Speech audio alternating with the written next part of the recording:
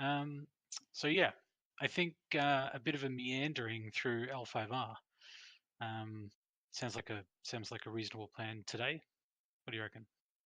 Yep, no, I'm keen. There's been a whole lot of cards come out in fairly quick succession.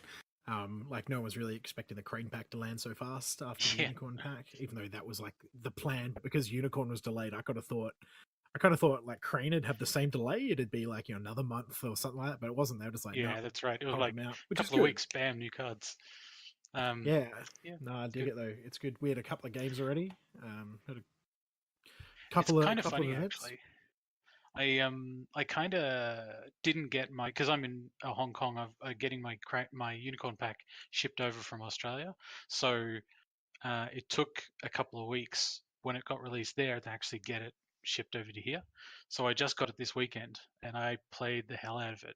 Like I built a unicorn deck. It was really cool. Yeah, the Unicorn decks, I think, I don't know, they feel very strong. Like they've got all the tools for a very fast, heavy play.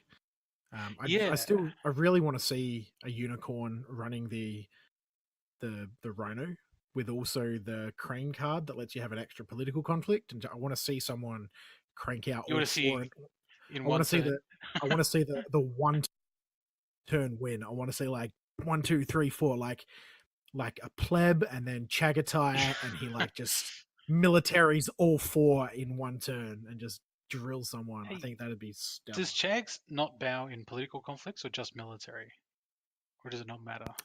I don't know actually. I have a I'm gonna. feeling it's both. That'd be amazing. Can you imagine that? You get Chagatai out and then like honor him, put some weapons and fans on him, and then break 4 provinces with him. All it takes is a talisman into Khan's Ordu on the first attack from your I'm, opponent, right? And then every conflict for the turn is now a military. yeah, this is true. I'm gonna check. I'm gonna have a look at checks. During a conflict resolution of conflicts in which a province of your opponent was broken, doesn't say anything about military. No, so that'd get pretty rough. It'd be fantastic though. I like it. It's completely possible. Not super easy, but super possible, particularly with Chagatai, Mm. and all those toys. So that'd be super good fun. You know that unicorn though? Sorry, the Ivory Kingdom's unicorn. Yeah. I should clarify. Um, I never like I was thinking about putting him into a deck, but I never really found room. I always If kind you, of if wanted. Go Yeah, on, look, go on. I've played him out of Lion, and a lot of other people have too, and you get the most immense mileage out of him. Admittedly, the bar for a good card in a Lion deck is a lot lower than in a Unicorn deck, but but but the Ivory Kingdom's Unicorn is definite stay. Like he does so much. Like first of all, it's 4 for 3, right? So it's only 3 for 8 Mm. for a 4. He No, also isn't he four? converts. No, he's No, no, four he costed. costs 3 and Oh, has he's three 4 military. cost. Yeah, but Ah. like I don't think he can have attachment, so you can't cloud him and stuff. And when he hits, I don't even think he has to break. It might just be a win. Either way, it doesn't matter if it's a break or a win.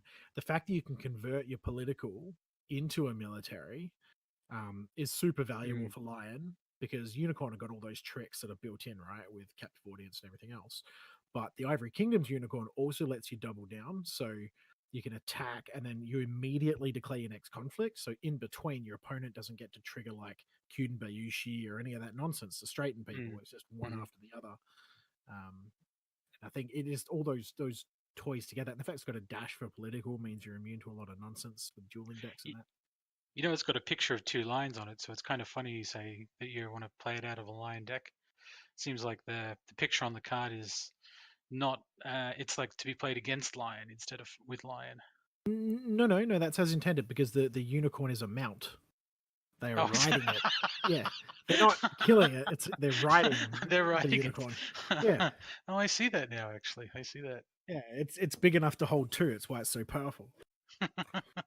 Yeah, that's funny. Um, it seemed the other thing that I did in my unicorn deck is I took captive audience out. Admittedly, that hurt me in one of my games on the weekend, but it just felt like I had plenty of ways with Khan's Ordu. Well, basically, I just needed Khan's Ordu to flip the conflict into military, and then at that point, as soon as all of the conflicts in a turn are military, you've just got heaps of fucking steam, right? All your cards are on. You're basically only packing military buffs, and you just smash some of your opponent's provinces.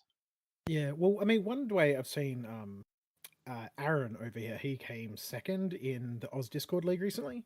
He's Mm. one of our local players. The way he used to run HMT for Unicorn is he didn't like he ran a couple of captive audience, but he often didn't really use his default conflict, like his political. He'd kind of use his HMT just to make his two conflicts each turn Yeah, just both to make both. military. Yeah, that's Like, exactly that's what I was and doing. he Yeah. might poke with the little political one or something, but I mean, now with Unicorn, you can really just go for gold and just crush all the way through. But that was super effective. Like it was, he did really really well, Mm. and still does. Like he's still a very strong player.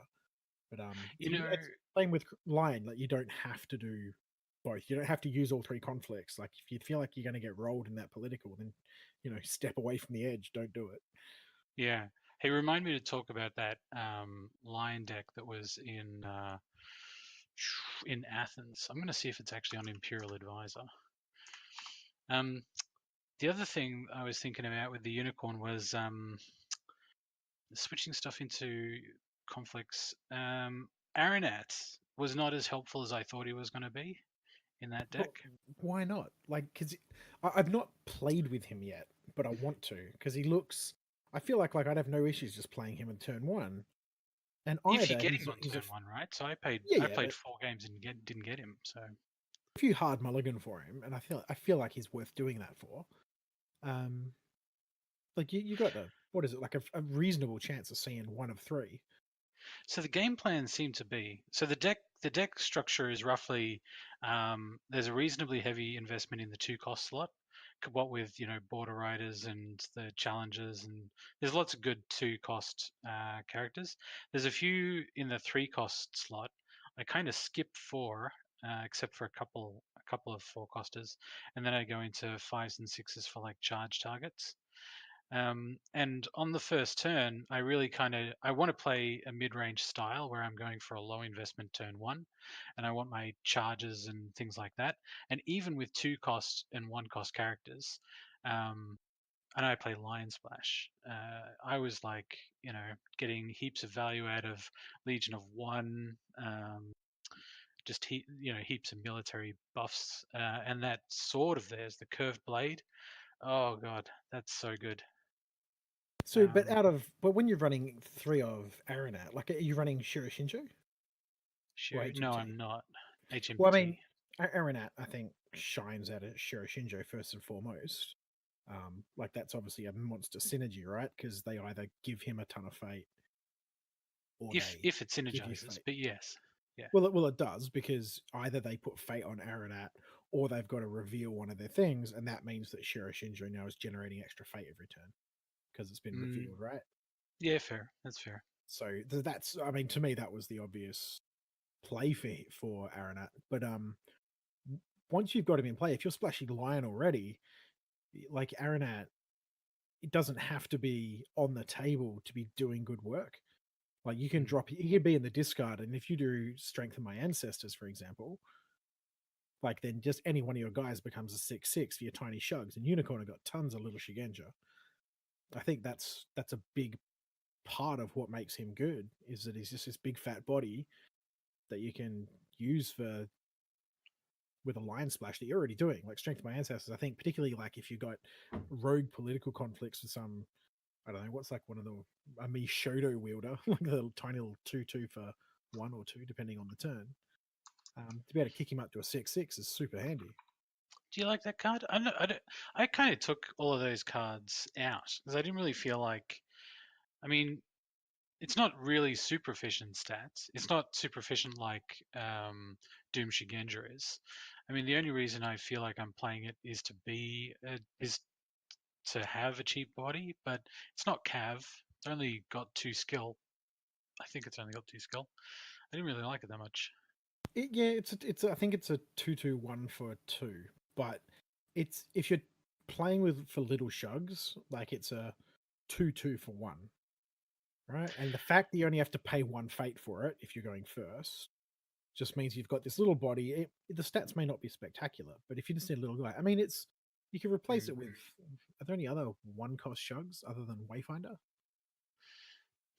Not that Not I can many. think of. Like it's pretty cheap for a pretty strong keyword with things like that. Because if you've Satoshi'd and you've turned over Aranat and keepers and lots of cavalry dudes, so you can cav reserves, like it all mixes into that unicorn machine, to turn over all this big stuff in your discard and do all the Mm. awesome things with Yeah. raised dead Anyway, effects, I guess. I think it was a lot of fun, and it needs some more tuning. But hey, your friend, did he play Crab Splash or Lion Splash? What was his thing? He dabbled in a few things, Aaron, over time. I think his primary was Splash. Yeah, it was because it was all back then when he was doing this stuff. It was a like rebuild and reprieve Mm. with so it was like rebuilds for the Shiatomi encampments, for example, Yeah, yeah, which was that's super actually what strong. I was thinking of doing, was yeah, rebuild into some of the really good um holdings, the yurt and the encampments and things like that. Yeah, I Um, mean, yeah, it's a great just to keep you out of danger with dishonor and stuff like that. I tried using the some of the water cards.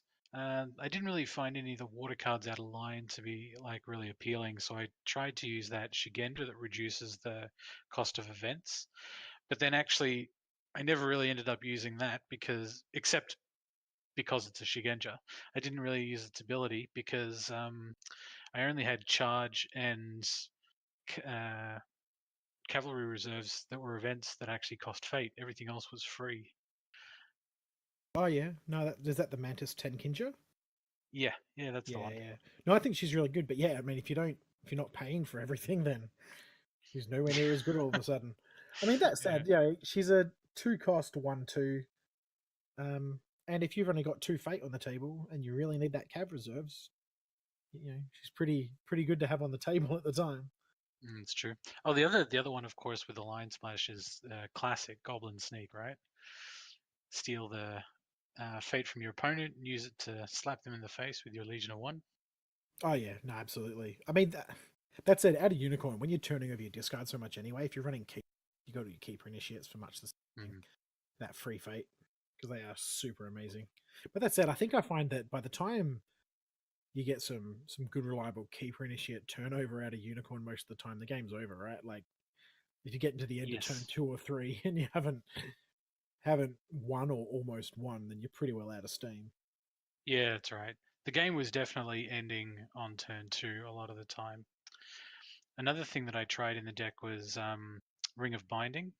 Where if you're first player, you don't discard fate or discard the character. So it's kind of like a reprieve a little bit.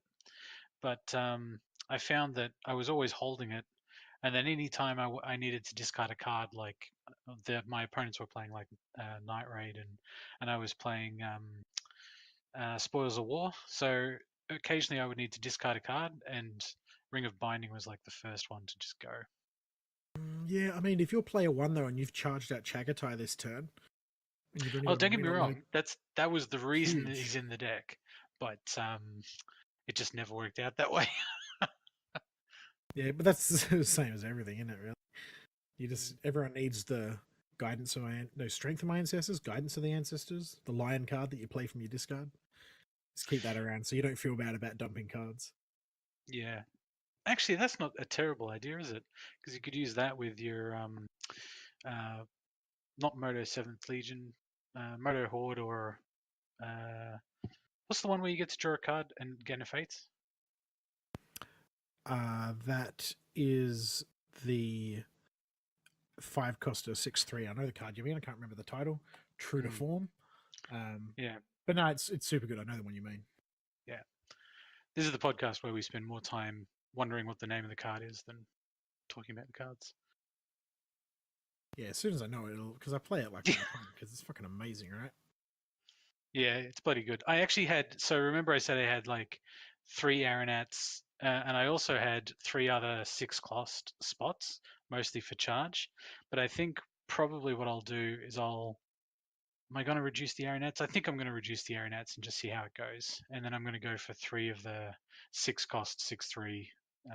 See, I kind of feel like if you're going to run Aeronet, I feel like you have to run three. Like, I feel like you need to maximize your chances of getting him turn one because that's where he's at his best. Actually, I might be wrong. That might be mostly out of Shiro Shinjo. If you're trying to run him out of other boxes, you're probably it's probably not so important out of other things. It's just that the, in Shiro the thing Shinjo, about you him, drop him turn one and then your fate's off, right? yeah, and I think that um, you're right about the synergies. Even though, so I really had a hard time deciding which stronghold to go with.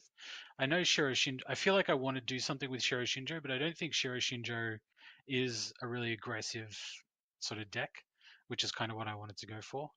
And Aranat, even in Shiro Shinjo, you buy him on turn one. Sure, he's great.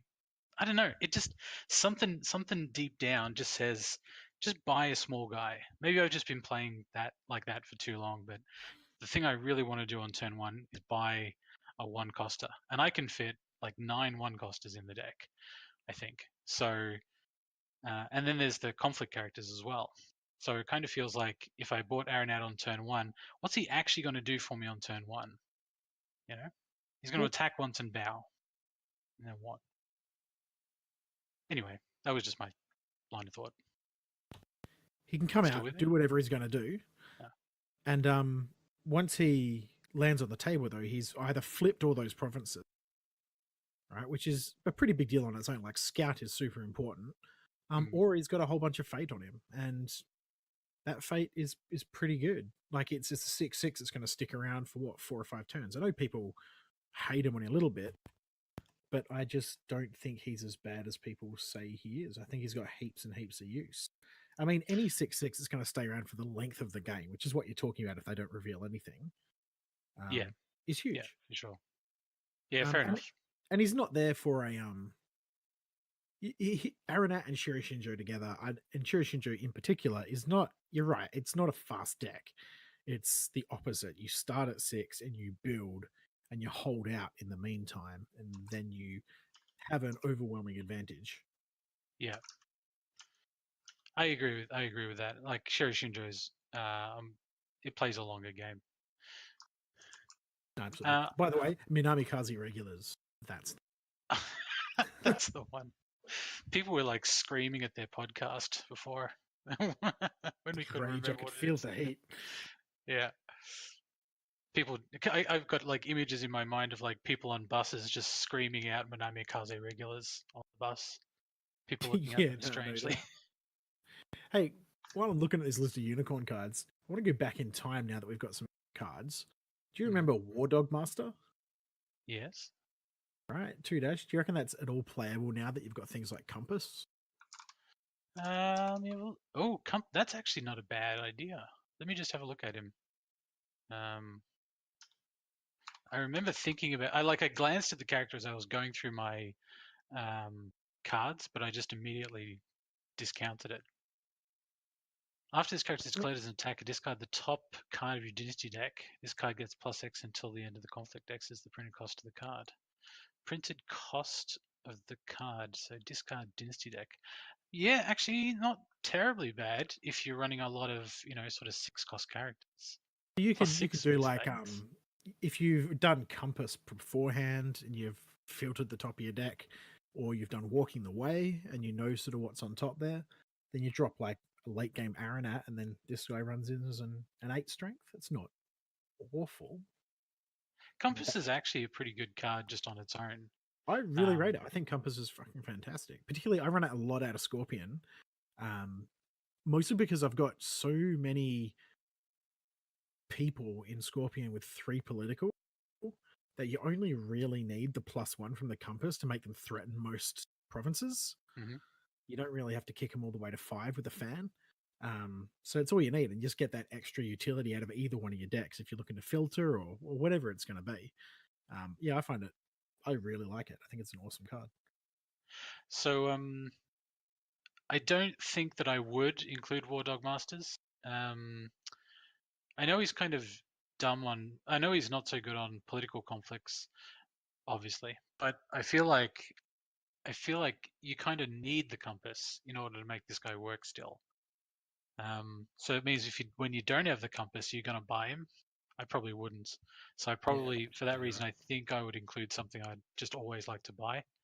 Yeah, no, you're completely right. I mean, his stats are complete fucking garbage.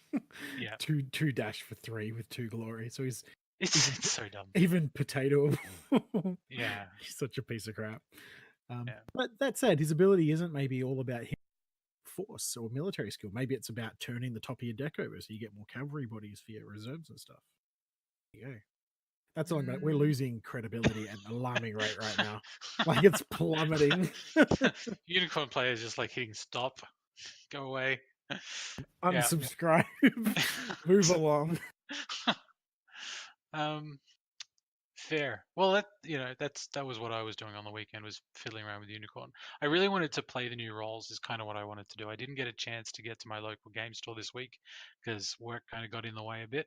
So this week I invited a bunch of people around at my place and we watched the Athens Cote and we just played, bunches of games with the new roles.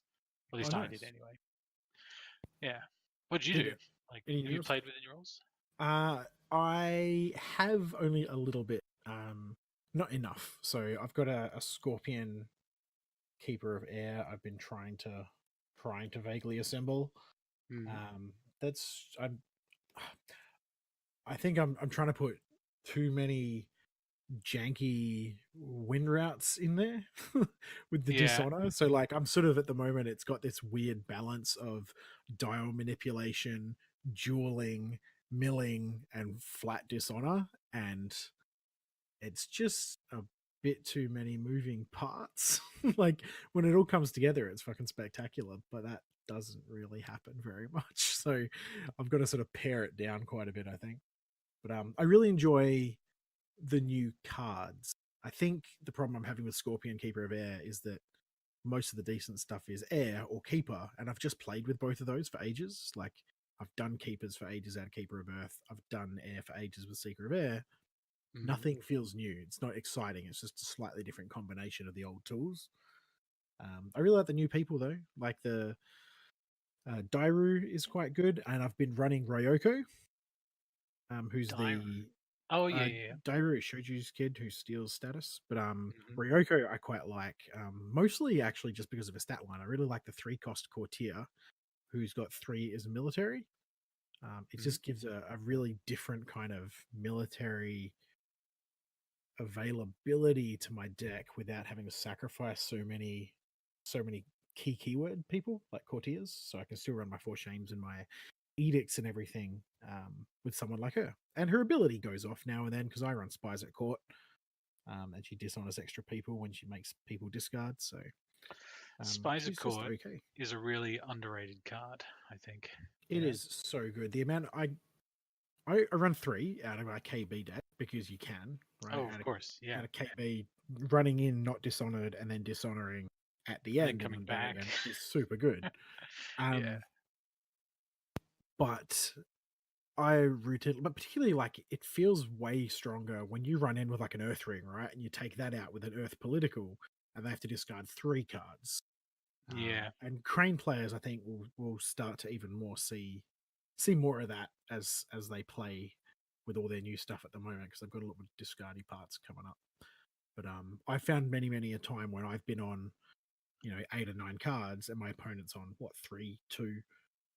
And at that point, you've got immense pressure on them because Mm. your Because scorpions who, they want to bid high, but then you've also got that honor pressure as well. Yeah. yeah, So I they mean, I can't don't, necessarily bid high. yeah, that's absolutely right. I mean, I don't pressure tons of honor out of KB. Mine's very much conquest, but So you're doing a KB Keeper of Air, is that what you're doing? no. So my KB is um, that's where I run Ryoko with a new card. But Keeper of Air, no, I run Hidden Moon, and I still have the same issues I had with Hidden Moon, not Hidden Moon, sorry, City of the Open Hand. Oh City of the yeah, Open Hand, yeah. I still have some of the same issues I've always had with it, where I pressure honor too much, or I drop my bid too low too fast, and so I can't use my stronghold anymore Mhm. because of the honor differential. Obviously, your box is only on when you're lower than your opponent, so that's a bit tricky. But it does. I feel like City of the Open Hand is best used as a stronghold to just keep you alive more than it is to hurt your opponent. Because to really use Interesting. it, well, to use it to drag your opponent all the way down, you've got to have yourself in a really precarious position. Um, and these days, you're dealing with a lot of people out there are running fucking die shows. And because of die shows, even and all cranes are often running all kinds of fucking, what do you call it? The Ijatsu master training or Ijatsu training, whatever it's called, where they can drop their dial by one. Mhm. Unicorn have got a similar card on one of their people. Um, and quite a few people are just running a cheeky contingency plan, I've noticed as well. Or I assume only one. I hope only one. Maniacs. But otherwise, once you've dragged yourself too low out of open hand, it only takes one of those to sort of put you in a really bad position, or one unfortunate conflict where you can't defend and they've run earth or air Mm. rather, and you lose two. You know, it doesn't take much. It's interesting that you mentioned contingency plan, because I've never really liked contingency plan as like a um, as part of the core strategy, but as just like a one of in a deck whose strategy is to go for dishonor victory. It does. Uh, is that what you're talking about, or are you talking about like Yes, no, people are just doing absolutely. it?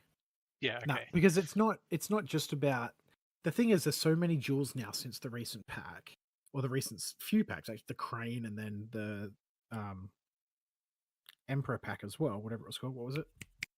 Children of the Children of the Emperor. Empire. Yeah. Empire, yep. Children of Um, the Emperor. same Man, shit. that guy gets around. Well, his children are a very important part of this story at the moment, and they're both almost released. Anyway, but all the jewels that have come out make contingency plan way more effective Yeah. because it's not just those dials every turn where you're drawing cards. Now it's just, oh well, I'm going to lose this shitty Yeah. jewel Tons of anyway. bids. I Yeah. may as well drop this card and make you lose an honor, and I'll gain one, and I'll just turn that into a card later, which is kind of what Mm, that honor differential turns into. Um, so I think it's way more playable than it used to be. It won't be a dead card as often because if there's jewels around, and any deck can include a bunch of jewels now, like you can force that stuff to happen and tap mm, your opponent. And even if you've got enough cards in your hand, because I think every clan now has plenty of ways to generate cards and force card draw if they really need to. Um, if you can do that, you know, you can turn it into a, oh, I'm going to lose one. I'm going to lose a card. You're going to lose an honor. I'm going to, and that's all I need to do this turn because, you know, I don't need to lose a lot. I remember Bill Kurlasami. He puts all or nothing into some of his decks. In the in the and the idea is that you would go for like a Ring of Void, which is clearly a strong ring to go for most of the time. But then Yep. every so often he'll use the um, all or nothing to just ping an honor, or to just get a Ring of Air effect off to I kind of really seal the like that deal in card. some ways. I think All or Nothing is fantastic because it's free and it's a cantrip, right? It just replaces it. It's a super, It super good does card. replace. Yes, I forgot about that. Because it's draw a card as well and it costs nothing. So Yes. Yeah. it just lets you do some tricky stuff. But every time I've tried to include it, I see all these other options and I'm like, oh, Yeah, and that's the I thing, right? have Like, to cut it, you know? yeah, yeah, that's it, right? You get a lot of. There are so many cards that I would just love to play as part of a core strategy, but I just they're just not quite as good as other cards. I think Yeah, and the all or nothing's key like thing, that. yeah, I think it comes down to reliability.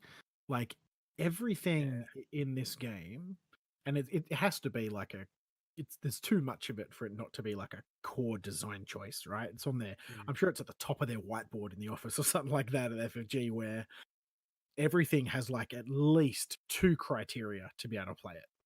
Like the Oh, vast you majority. think?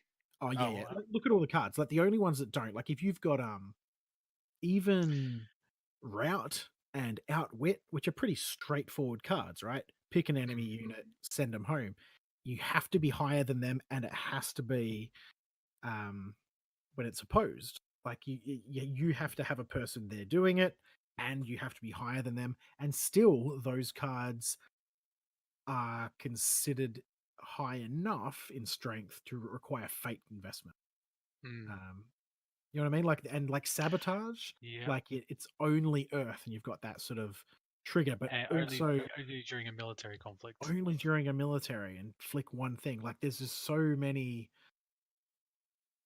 yeah, restrictions on them. And like Bonsai is only once a conflict, and there's everything has got all these stipulations, and so many cards are when when you have a contesting person and they you have more honor than them and they are lower in political skill than you, then do a thing.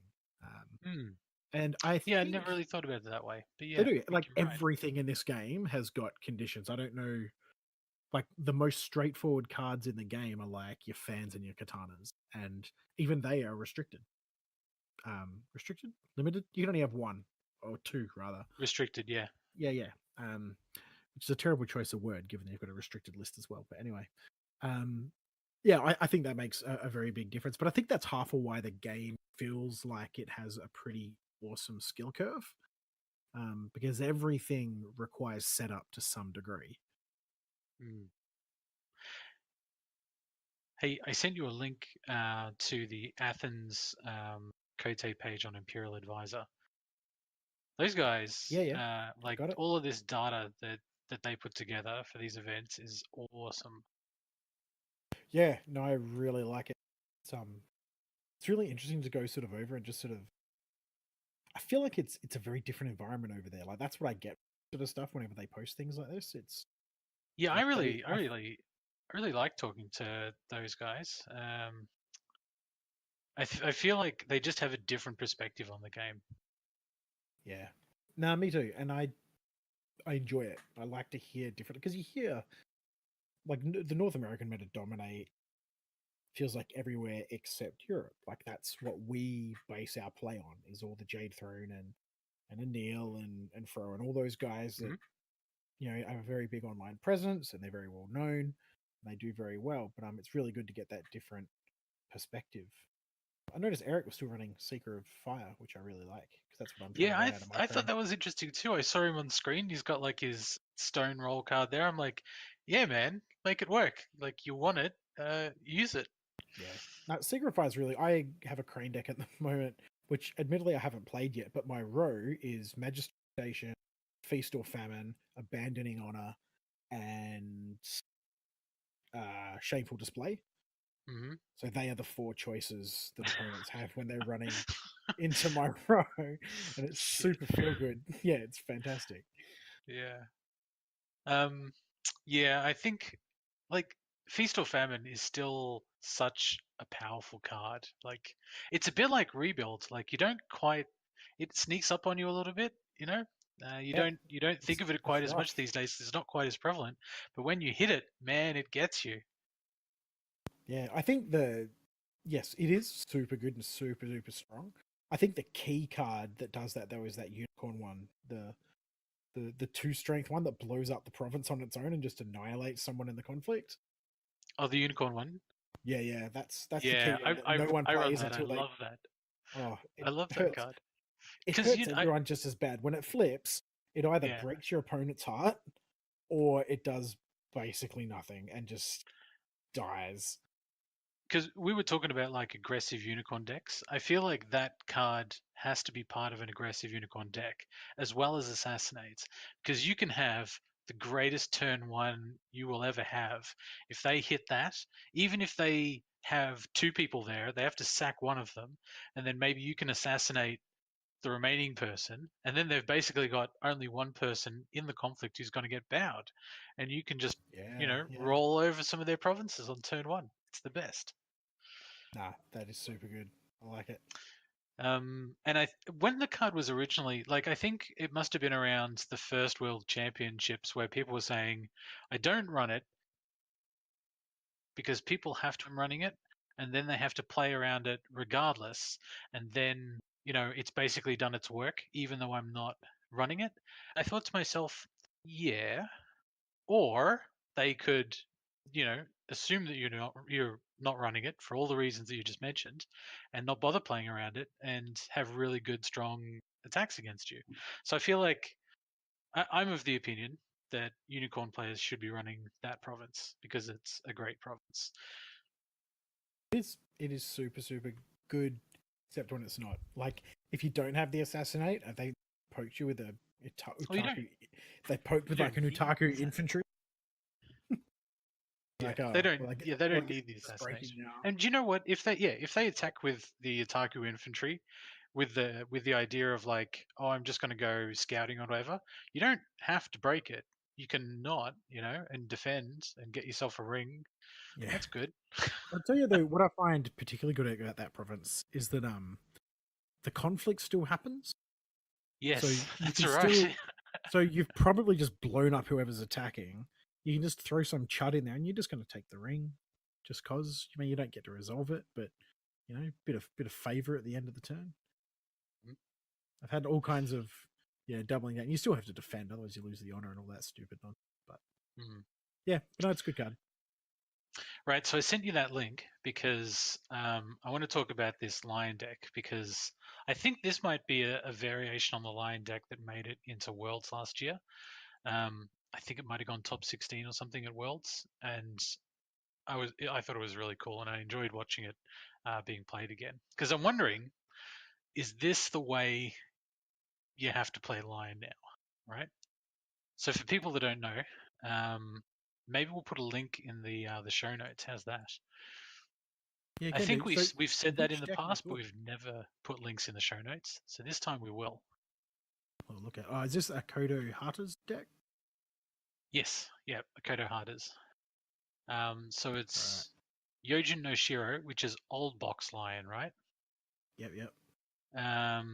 Fertile Fields, Upholding Authority, Meditation, Shameful, and Art of War with Oh, that's an support of the old Scorpion. school row, except for I know, upholding. yeah, but it's still really good, right? Upholding and Art of War, they're good on break provinces. Shameful Display, good province. Meditations on the Dow. Is it Tau or Dow? I don't know. It's an okay province. It's fine. They attack with somebody with fate. Does some bit of damage. And Yeah, Fertile Fields, I'm guessing that's on the box for late game. yeah. Is it I maybe it's either shameful? shameful. I Shameful always on the feel like you should box. have. Well, you're running support of the Scorpion, so I feel like you're putting some honor pressure on your opponent. So kind of feels like that one's in your row. I can't remember No, I how think a you'd be player played it. surprised. Like most of the honor pressure out of Scorpion comes from the keeper roll locked card, right? It's all about backhanded compliment, which you can only run if you're a keeper. So it doesn't really work. Yeah. Like Hmm. he's running edicts and calling in favors. Like he's just gone to Scorpion because they have answers for everything, and he's just Yeah. scooped them all up, which is Well, you really good. could. Yeah. I always thought that Fate Worse Than Death would have been the card to play, but he's running Forged Edict. So if you look at his Dynasty deck, he's got Orator, Prodigy, Brawler as like the what are they called? Courtiers, and Ikehara as courtiers. Um, so you can just cancel your stuff. And then he seems to be running. I was gonna say he seems to be running like a decent number of military buffs, but he actually doesn't. I really don't know what this deck is kind of supposed to do, but clearly it's got some play to it. Sorry, what was that? Oh, it's hard to say. He could just be an absolute ninja with the way he plays. Like he could be super good, right?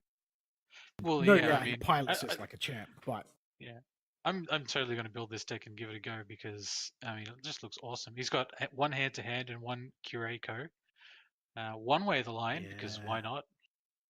One court mask, Oh, he's got two uh, collectors in there and a Kikuyo. and a Hey. Kikuyo, yes. I think the collectors make sense, right? Because you're playing Forged Edict, and if your opponent and you could put it on guys that your opponent wants to cloud, or you could put it on guys that your opponent's already clouded, and then collect the dishonored token and the cloud off of it. He's got a hand to hand in there, I think. Yes, he does. How's a court Uh, mask? Yeah, he's got all kinds of weird toys in there. yeah, it's so weird, and the fact that it does that it went to top 16 in this event, which had I think had 60 something players in it, is just awesome. I just love this. Is he running a Coma Orator? Is that the new one? If I'm not Orator. mistaken, that card is absolute garbage. Well, let's have a look. Coma Orator. While you are more honorable than your opponent, this character gets +2 political. It is a 2/2/1 with 1 glory. Yeah, that card could basically go Dine of Fire. It's the worst. I have no respect for that card at all. Why Dude, would you in the run that? description. Sorry, go ahead. No, I'm just curious. I'm trying to figure out why you'd run that instead of anything else. Like, I think because it's a courtier. It's clearly it's got to be because it's a courtier, right? no, but Lion have other options. Like they've got the There's, Prodigy, which I think the Prodigy is the one that gains you an honor if you put a fate on it when she comes out. But then there's the two coster that has 3 glory, and if you are more oh honorable yeah, than your opponent, she auto honors herself. Like I would have thought yeah, and that. then she becomes a 4. Yeah, Yeah, with a dash in military, which is handy. Oh, Ikahara. So I think this is just basically. I think the game plan is he's got a bunch of stuff like obstinate recruits and other bits and pieces. I think he leverages all of the Lion Clan so long as my honor is higher than yours mechanics, but he does it in reverse. So he's sup- so you're suppressing your opponent's honor instead of building your own, uh, which well that's what it's looking like. Actually, I'm curious if that accredited Turi is the in clan one or the neutral now, because the neutral would it's be in clan. It's definitely in clan, yeah, and okay. I don't know if we've mentioned it yet, but there are 3 obstinate recruits in there, so that Yeah, you yeah. can not get passing fate in during the dynasty phase. So if you actually click on the link that takes you to the Five Rings DB page, the first line of the second paragraph says the playstyle is standard and so is the obvious. And I'm thinking, what what's standard and what's obvious? I don't understand. Um, Yeah, well, I yeah, think if his old box though, if you look at it, like there's a lot of cheap bodies there, like there's not much to invest in. Um, so I think if you just he's obviously just leveraging it. He's got his courtiers. He's got plenty of political bump in there. I think yeah, like it's through definitely trying to go for both conflicts. I mean, yeah, because you can't. It's not HMT where you can have 2 military conflicts. yeah, but and I think that's You got maybe to the do thing. something And with also conflict. I think Pete, what's his restricted card? Oh, Forged Edict. Okay. Mm. No, I really like it. I It's rate it. It's it's awesome. I want to see it played. Actually, quite Yeah, exciting. I'm going to build it pretty much after this podcast, whilst Game of Thrones is Yeah. streaming. Um, yeah, okay. No, I dig it, and it's yeah. I'm really curious. Is there? Mm. I wonder if there's like a streamed There playthrough of is, there's this. a streamed game. Oh, in the show notes, I'll put the link to the stream so you can look at the games from Athens as well. It was really good. Do you know if Denver was streamed? Yes, I think it's on Bushi Civ Builder's 3? front Bushi Builder. page. There are parts there. All right, cool. Links in the description, everyone. Yeah, for sure. Oh man, no, I dig So that. yeah, yeah, I really like this deck. I can't wait to see. Can't wait to glean the ways of this mad alchemist's creation. Um, I did also manage to play some games with the Phoenix, the Seeker of Void Phoenix. Oh yeah, how'd you go? Have you seen anybody play with that yet? Yeah, yeah, a little bit. A little bit. It's good. It's just Shameful and Kurimori together. It's just good. Like Yeah, it's hard to. I mean, that's what it's all about. I think I haven't seen anything else spectacular. I mean, Seeker rolls are fine. You can still run Five Fires and everything else. Void doesn't do yeah. a lot for the two provinces. So the changes to the core deck are Path of Man is the new, um, or was it Embrace the Void, so you can get your fate back. Um, and I want to try out the Gift of Amaterasu, where if you win by 5, you can honor a person. I feel like I feel like that. could be useful in a Phoenix deck these days. Don't know where it goes in the slot. Um, Yes, but if you wanted to do that, why would you not instead run the air roll and then just Keeper of like Air, yeah, and then just splash green and use because Solbrian because approach? Kure Mori and Shameful Display are amazing, Yeah, amazing. I feel you. Yeah, they are. They are very, very good. You know what I was thinking about? Actually, before I get onto that, I think I said last week about what I thought the row should be, or what I was going to try out for the row, which was um, Elemental Fury, Kuromori, Shameful Display, and uh, what's the Earth one? Upholding Authority. Yeah, yeah, I think that's a really good row. That's a very challenging row to get through. And then on the Stronghold, I put an air roll, which is Fertile Fields, just for some card draw late game. Because I think people have got me down on low bids in the late game, so it helps a lot. The Elemental Fury yeah. in the Okay. row is so much fun. Uh, like people attack you on one thing and then you switch it to another thing, like fire or water, and you can display a power. There's you can't I can't say enough for being able to control what ring your opponent's attacking on. I feel It like is it's really really good. good. It's Yeah. really good. It feels solid. It feels like you've got control over the conflict. If the attacking on a ring that you find favorable. Yeah, as I said, the fate thing spoiled it for me when I was running that one. That hurt too bad. Like The where if I fate thing.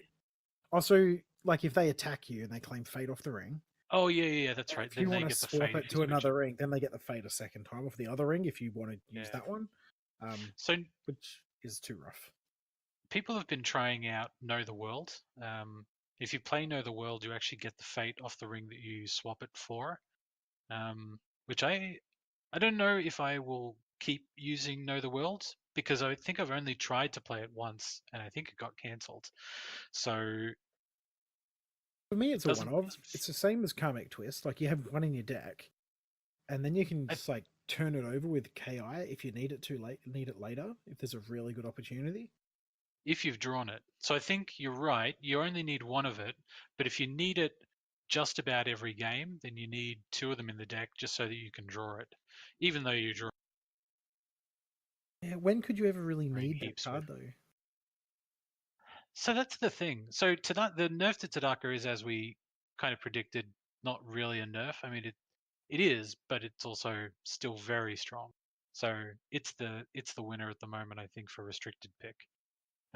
When do you need it? I don't know if you ever need it, but you certainly want it to maintain momentum, right? So you want it for Prodigia Waves, you want it for Solemn Scholar, and you want it for Tadaka. And I want it to deny my opponent the Ring of Void, so I can Yeah. just keep my board together. Yeah, no, I feel that. I mean, I think it just feels very expensive for me for what it does. Sometimes, as I said, I think it's the sort of thing I Mm. like to have in the toolbox, and by toolbox I mean my discard pile. And then later Yeah. on, I can just KI and go, oh, you know what? There's 3 fate on that air ring, but I really don't want to be going for the air ring. I might just take that now so that my opponent can't. Something like Mm. that, I think, is where I tend to use it, which is probably not the most tactical move. It's pretty brazen, just stealing Yeah. fate off rings for no reason. But even I've used it once or twice actually to double down on the same ring. So like you claim Earth and then your opponent gets a crack, then you switch Earth back in and then you go for Earth again, um, and hit it multiple times. So that's quite handy as well. It's a bit of a utility knife card, I think.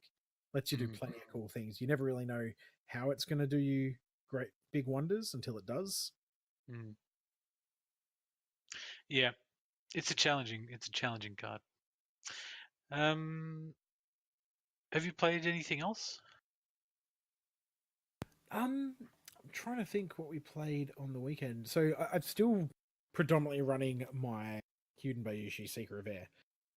So Mhm. I played against Crane with their nonsensical jewels and all their new cards. It was good fun to see it all. Daidoji Uji is a beast. He Tell didn't me. really well.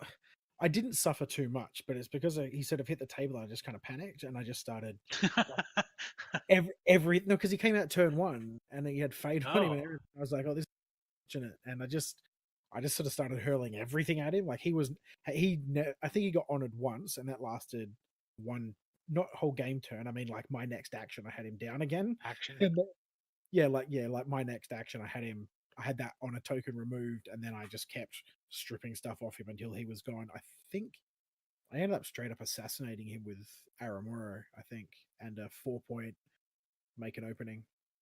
I think just took him off the table because I was over his bullshit and he Mm. was too scary. But but he's a very effective card. Toshimoko is still frustrating. I you play around him, but he just gets to he messes up the way you play Toshimoko. Like you have to just bend everything around him, or anything you invest in that conflict is probably for naught. Like he just neutralizes everything. Yeah, I've always thought of him as a bit of a defensive card. Isn't he? Isn't he mostly defensive? And Yeah, if he you're is. going for like breaks and stuff, yeah, are you going for breaks? Are you playing KM? Did you say? Sorry, KB. KB, yeah, absolutely. It's conquest. It's all Okay, breaks. yeah, okay, going for But breaks. Toshimoko, the thing is, like if you're running favorable ground or anything that's going to let you do movement, right? Any kind of moves at all, you can attack with Toshimoko. Yeah, and you tear him up to make him a big fat duelist so he can do his thing. And he's got all the good traits for duelist. So just being in a conflict with him is super Mm. daunting Yeah, because he you die can shows duel. Yeah, like you can just load him up to break stuff, and then if that doesn't work out, then you can kind of neutralize the conflict. Yeah, that's absolutely right. So, but if he's bowed for a conquest and you've attacked, then you can just favorable ground him into something defensively. And at the end of that conflict, even though he's bowed, he can still just duel and make the whole thing a draw, and it doesn't matter. I think what Hmm. makes him for me the strongest, I think, is that versus Phoenix, all those cards like Prodigy of the Waves and any other cards that just say, like a Sakosuki, where when the ring is claimed, and it doesn't matter who claims it, the fact that he can just draw a conflict so the ring goes back, I Mm, think is super important. I think mm, that would be a really big boon versus Phoenix because it sucks, right? When Phoenix come at you with a water and you're like, well, it doesn't matter if I defend or not because I don't care what they do. I don't care if they break. What I want is all those triggers not to take place. And if I win, they still happen. Um, and that's mm. hard to do anything about. Like it's hard to force a draw, I guess. Yeah, drawing a conflict is actually really good. I always feel very good when you're kind of on the defense.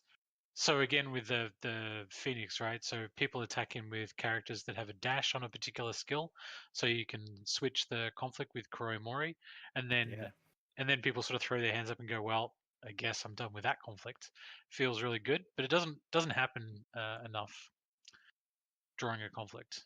It's good, feels good when you can do it Yeah. I think the fact the ring just doesn't get you've got those extra options and I mean if you're doing because stuff like you got to think of you got to think yeah, of the go. conflict as a resource, right? Yeah. So just like Fate, just like Honor, you've got a resource which is two conflicts per turn. So if you can nullify your opponent's conflicts and they can't nullify yours or they don't nullify yours, you've and that's kind of I don't know what to say. It's the currency of the game, but it's very key to the game because the game's all about winning conflicts. So if you deny your opponent's conflicts, you deny them their ability to win the game in a lot of ways. Yeah. No, and that's absolutely right. Like it just I feel like as well if you could swing it into something like an HMT where I'm not sure if you've played much HMT versus HMT like Lion v Unicorn or Mirrors, where it's often all No. about who can get the most rings because once you're out of rings, you can't declare anymore. Yeah, that's right. The person that goes first can actually declare most conflicts in that scenario, assuming both strongholds trigger. Yeah, but that's going to happen more now that you've got the new green card. Right? If they win, they can declare a political. So you get a third conflict, and any clan now can run that card because it's Hmm. completely splashable. So the availability for three conflicts a turn is just opened up to everybody. I suppose You technically, know, if you have two of those in your hand, you can anyone can run four conflicts in a turn as well. I don't think there's a limit. what's the Crane pack called? Masters of Court. There we go. Yeah, that's the one. It just occurred to me that I actually not that familiar with the cards that are in the deck, other than the Phoenix one, which I'm not really sure it's that great. There's people are still just dabbling with them. Like there's cool stuff. So there's like Ryoku, Courtier. I think she's dash for military 3 for 3 cost with 2 glory.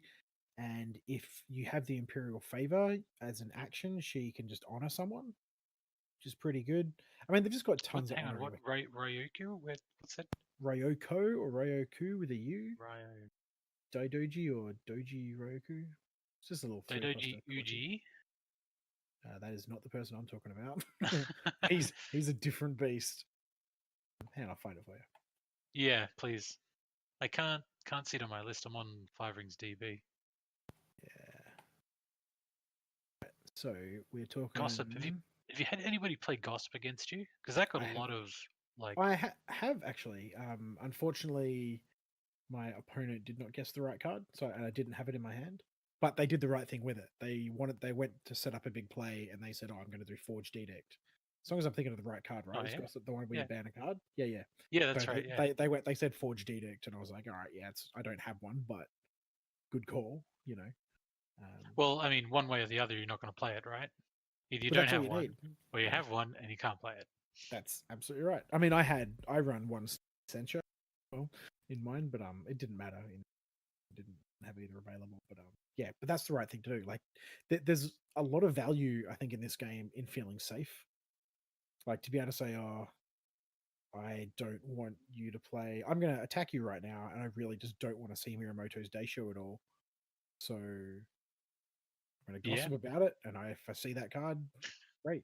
As many jewels as you want, as long as I'm not losing 1,000 How first." does that work?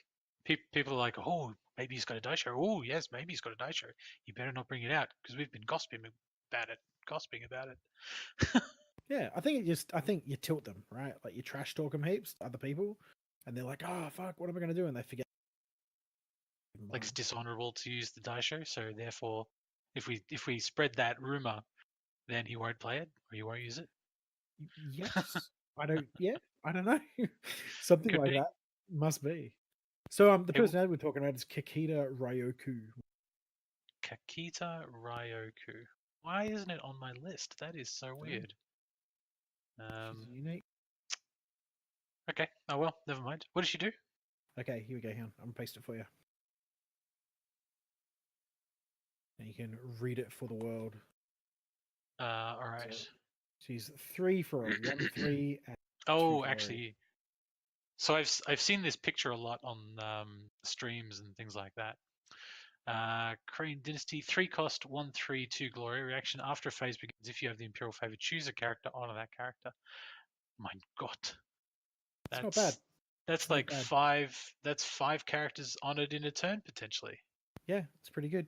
The other super amazing card, which I haven't actually like, I've seen it on the table, but it's not me yet, is Kakita Yuri.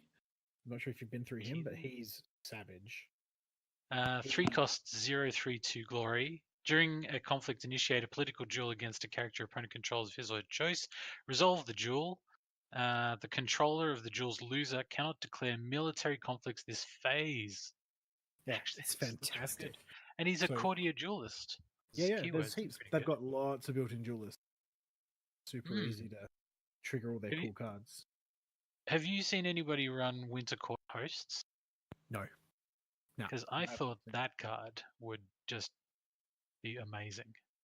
That's the So 6 coster. why is Court host?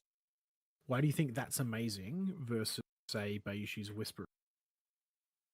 The uses Which whisper. Okay, the let's six see. cost, Yeah, which 6 most people coster, don't. two Right. seven, 3 glory. After your opponent plays a card during a conflict in which this character is participating, if you are more honorable than your opponent, draw a card. Unlimited. Because it lets you draw shitloads of cards, right? So one of two outcomes seem likely to me. You play this person, you've obviously got a lot of fate because it's, you know, six coster.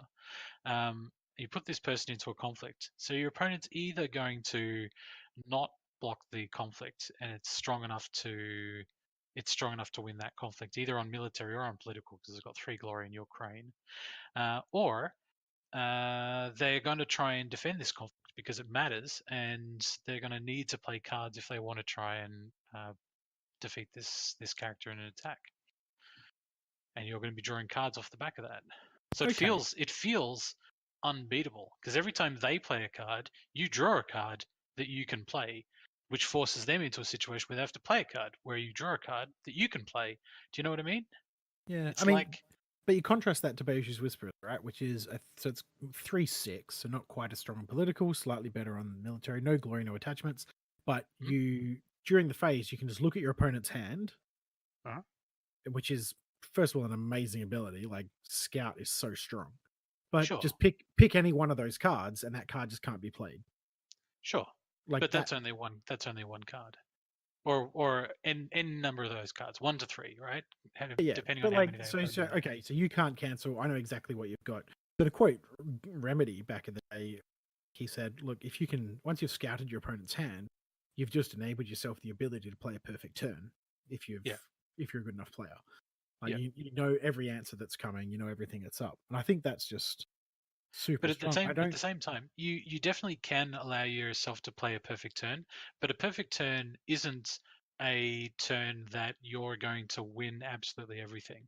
It's a turn where you're going to get the most optimal lines of play all the time, and that still might only lead you to, you know, a suboptimal outcome. Like maybe you look at their hand and you go, well, okay, I guess I can't win any military conflicts this turn. Do you know?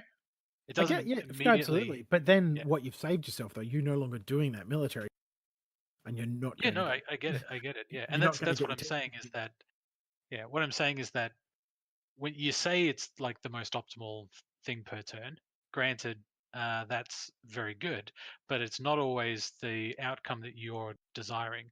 The outcome that you're desiring is probably I'm going to attack military and I'm going to get all the advantage, and my opponent's going to get none of the advantage, and then I'm going to attack political, and then the same thing's going to happen. Whereas, and when Bayushi's Whisperer's ability goes off, all it really does is let you see whether or not that's, you know, likely or not, and it's, I think, at least as likely to be not the case as it is to be the case. It's like, you remember the Legend of the Cyclops? I don't know if it's the legend, but it was like they were granted the ability to see the future at the cost of one of their eyes, but the only future they could see was like their own death. You know, Oh it's a yeah, bit like that. That's what I imagined. Bayushi's Whispers is like, oh, there are all these things that we know, but not much we can do about it. yeah, fair enough. No, that's all. I just thought it was very interesting contrast because I think they're very comparable cards. They just sort of do the opposite to each other.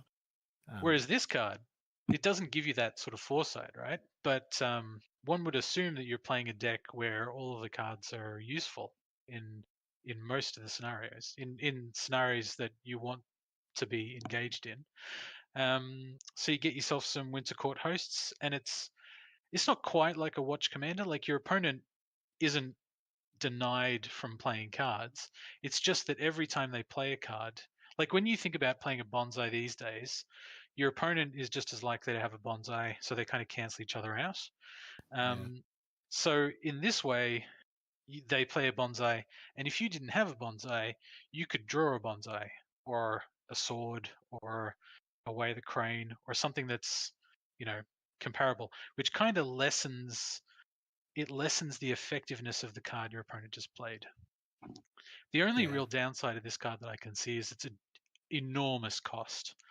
You know, you actually, it's like all the six costs except for probably Fushicho and what's the unicorn one? Aranat, Arana, yeah, where after paying the six, you actually get some value on some fate recoup on the back end.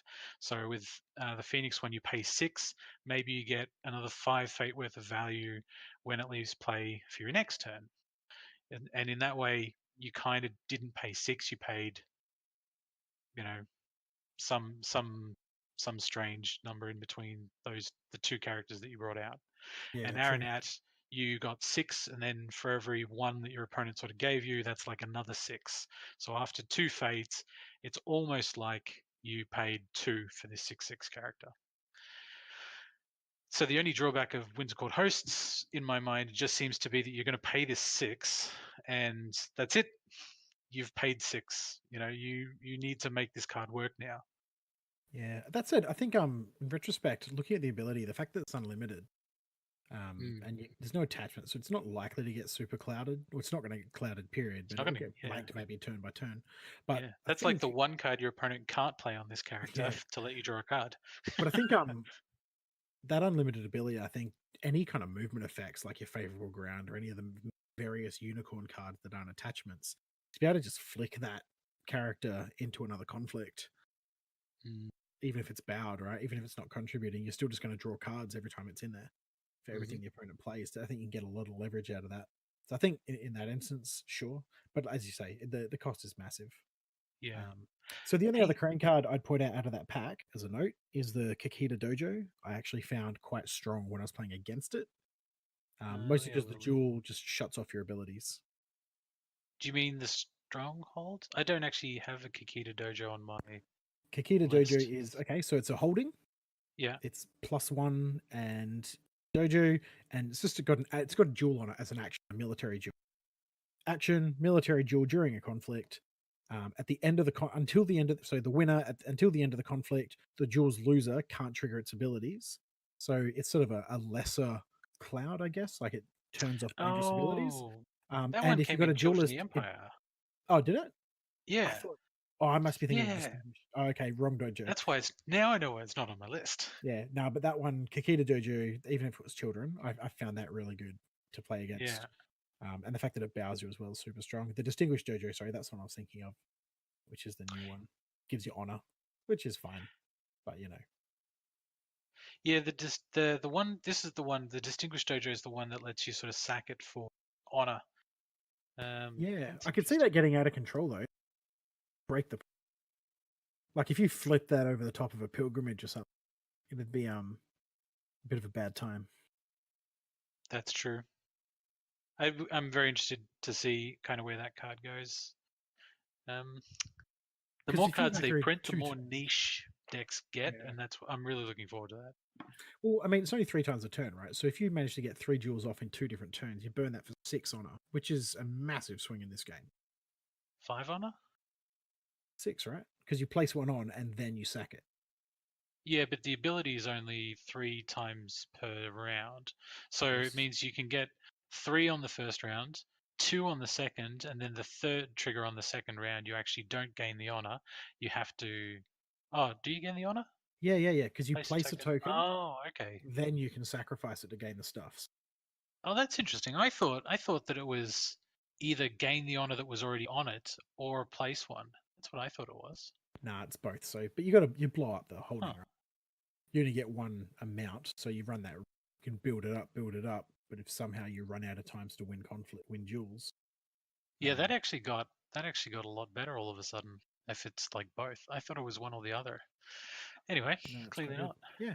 Anyway, we're pushing that hour and 10. So, is there anything else you wanted to throw down before we bow out? Mate, I could go on. Yeah, I'm quite the same. I'm a bit of a um, The only thing just in the whole crane sort of area was that in one of the games that was on stream for Athens, Eric was on stream, and I seem to recall he was playing. What's the one where is it formal invitation where like you put it on someone and they can move into conflicts yeah, only into political conflicts, and it can only go on people. So it can with harpoon as two well. glory or higher or something, Two right? glory or higher, and it gives you +1 political, but it's free. Yeah. But I think the strength of that comes in the fact that it can harpoon into political conflicts. Yes. Super good, Yeah. and it persists turn to turn, so you can harpoon shoju every turn or whatever you want to do. Whichever chump, I Yeah. don't know, Kisada probably be great fun to harpoon into political conflicts every turn. Yeah. Yeah. So I thought that was interesting. That was the only thing that, as we were talking, I thought would be worth a mention. Yeah, no, I rate that card. I think that's another reason I really like the Seeker of Fire for Crane is your own your dragon split. and the ancestor card where everything gets ancestral. And Crane have got just access to a lot of free attachments. So you can just load up some 3 coster that can't be assassinated with heaps of gear like those. And then just get them all back when he dies. And you just fill your hand up again with a whole bunch of free stuff. Works real Like it. good. I actually did play against somebody at Worlds last year who had a deck like that. I think Simkov actually played against that person as well during one of his rounds. He had this crazy weird deck which was really just all about like attachments, and he would like attach stuff to his guys, and then when the guy leaves play he would get all the attachments back and things like that. And then when he was playing his deck he was kind of RPing at the same time. So he's like, the new 10 master will not block this conflict, for he is honorable and he will allow the Phoenix player to observe his beautiful manicured garden. Things like That's that. gold. I like it. It's really good. I like it. Yeah, the adopted kid, that's the card I'm thinking of. But no, I like it. Look, I think I really like that honor of the Crane pack seems to have unlocked the potential for maybe honor victories to start happening with a little more regular. Hmm. That said, I resent the fact that most of that comes from Miyamoto Deisho. Like that one card. Like they've tried In to in Crane. in everything. Like Miyamoto Deisho, I think, is the biggest honor and dishonor generation card in the game. Like it Yeah, just certainly. Yeah, it's even bigger than City of the Open Hand, right? oh for sure. Like it just Yeah. so I mean you have to back it up with jewels, so it's absolutely a combo piece, but once it's on and it's huge. Like you have to Mm. destroy it. I mean, I bumped up my calling in favors in my KB deck to 3 for exactly that reason. And now, there's not much in the game feels as good as stealing someone's Miyamoto Deisho, taking it Mm. away. The only thing I think comes close is when they've A reprieved reprieve. his giant Yeah. body. You can Yeah. have it right in that last phase. Anytime. Like, so in the Phoenix deck, you got your Let Goes and you got your Mystics, and it's for all of those nasty attachments, obviously. But the ones at the top of the list are like the Talisman and the Reprieve and the Cloud, and I guess the Miyamoto's Daisho. Yeah, yeah, that's it. I mean, the thing is with the Daisho, I think what frustrates me about it, because we are having a Friday night just past, we all played at Stratagem, one of the local stores here. And we're having a conversation as we're all just playing casuals and just talking about how versus these Crane dual decks with Miyamoto Deishos, the tactic is just don't engage in the conflicts, just don't fight. It's it's too hard. As soon as you're in there, all their jewels will Yeah, be disabled. Just don't defend. Let them do what they want. Fight back. If they come in, then try to get rid of them. But it mostly just feels don't engage. Yeah, it feels like that's definitely a turn one, turn two type of strategy. By turn three, it feels like the game is getting to a stage where you're forced to engage a bit more with your opponent, because depending on who went first, will sort of depend on who's got the first opportunity to go for the stronghold break. So then, somebody's got to defend something. But by that time, hopefully you've drawn, a decent amount of your deck into your hands that you can make something happen. Yeah. I think what I find hardest about that Daisho duel mechanic is that duels you're supposed to be able to invest in honor to win the duel, right? So you throw Yes, down. yes, And yeah. the Daisho sort of makes it where it doesn't matter what you do either way. Well, yeah, because it's +2 just to start with, right? Yeah. So it's like, what do you really need to bid? Really, But not most of the much. time against, well, because they get so they're huge. They're normally some Yeah. giant body. It'll have the Yatsu Master or a formal invitation or something else will be there with it. Yeah. There isn't obviously a restricted card because Daisho counts as 2 slots. Hmm. But once it's on there and you've got this giant body, and if Gersa's Crane, it's always honored. Most of the time in Dragon, it will be as well. And you, even most of the time, you can't even bid 5. Like, even 5 won't get. Like, now and then, I've done the cheeky Beishu manipulator and sort of snuck in a bit of 6 and like Hmm. taken out the policy debate or whatever. But that 5 on a swing is not really worth it. You sort of do it for lols, right? Like just Yeah. for a laugh. But um, so sometimes it's worth it, but most of the time not so much. Yeah. I mean, I think there are all these good ideas like Miramoto Daisho and the cancel duel, so defend your honor. That all individually seem like good ideas, but they all came together to make a really strong force of cards that they said they didn't want. Like they didn't want to have honor victories be really turned on, but they have accidentally with these. That they have. Like there's no way it was on purpose because they're so tentative about honor generation cards and Miramoto Daisho in particular. I can see that card getting errated actually later on. I can see that being another target. I can see that becoming a reaction when you enter a duel. Your opponent cannot bid 1 or 5 instead of Yeah. just a trait that's always on. I can see that absolutely happening, just Mm, like Yatsu Master, because Yatsu Master does much the same thing, or Aijutsu, whatever you want to call it. Um, but it is that reaction, so it's only activatable once a turn. So it's not quite as heavy. mm.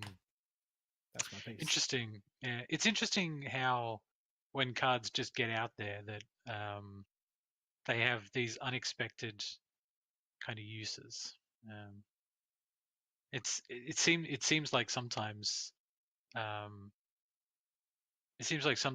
you look at a card and go, well, how did this card come into existence? Um, I don't know. Yeah, it's almost like the thing is like outside of for Miyamoto Daisha, outside of what it's currently doing, which is being used to generate honor and dishonor opponents, I'm not sure what else they could have expected that trait to do. Like you don't want your Yeah, opponent bidding higher. You sort yeah, of restrict their options, but it's costed very heavily. Like you see what I mean? I don't know what else the intent could have been. Um, yeah. I but don't I'm know. confident it's not what it's doing. Yeah, yeah. That's it. And then there's the intent versus the way the card block gets written versus how the card actually mechanically interacts with the rest of the card pool. Yeah, But you know absolutely. what? That's probably a topic for another day. Yep, agreed. Did you want to like shout out anybody or plug anything or anything of that nature? Nah, they can all get stuff. All right then. Yeah, I guess. no, look, it's good. Uh, We've got an EC coming up in July. oh yeah. Super exciting. That'll be good, and hopefully we'll Hmm. get a tidy little crowd together for that one. I'm dead If keen. you get if you get like first place, you're gonna go to Worlds. If I get a crew to go with me, if I get a decent number, Hey, hey, I'm going. yeah, I'm going. that are gonna run amok with me, and the stars align, it may well happen. We will see. Hmm. Anil's going. In fact, you know what? A ton of L5R players are going. So I'm Are they? sure. Yeah, I'm sure there will be Ah, people for you to run amok with. yeah, yeah. We'll see. We'll I see. reckon the Jade Thronians will go. Yep, Yeah, there's a semi-reasonable chance. definitely. Um, No, I'm sure I'll, it'll be a stellar time. Don't get me wrong. It's just the logistics are prickly from Perth, I went. Australia. So I was a little bit miffed because I went to the Elemental Championship over in Melbourne, mostly to see people and play some games. But I would not have been opposed to getting a Worlds invite. That would have been great. yeah, I think I would absolutely like if I sat down and my opponent was like, "Oh, I'm dead keen to get to Worlds." Oh, I'd be really tempted just to concede because I'm No, not a man, definite because I'm get not a get definite. get that invite and let's go. Yeah, maybe we will see. We will see. I think We'll what you see. should do is get the invite and then you can decide what you want to do. Keep your options open.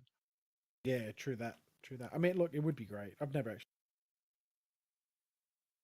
All right. Oh well, I dig it. All right. Well, I guess I'll catch up with you next week. Yeah, definitely. So shout outs from me, I guess. We'll put some of those links in the description, and you should check out the Athens coverage on Imperial Advisor. Um, so yeah, talk to you next week. Same Bat Clan time, same Bat Clan channel. All right. Easy, mate. See you, dude.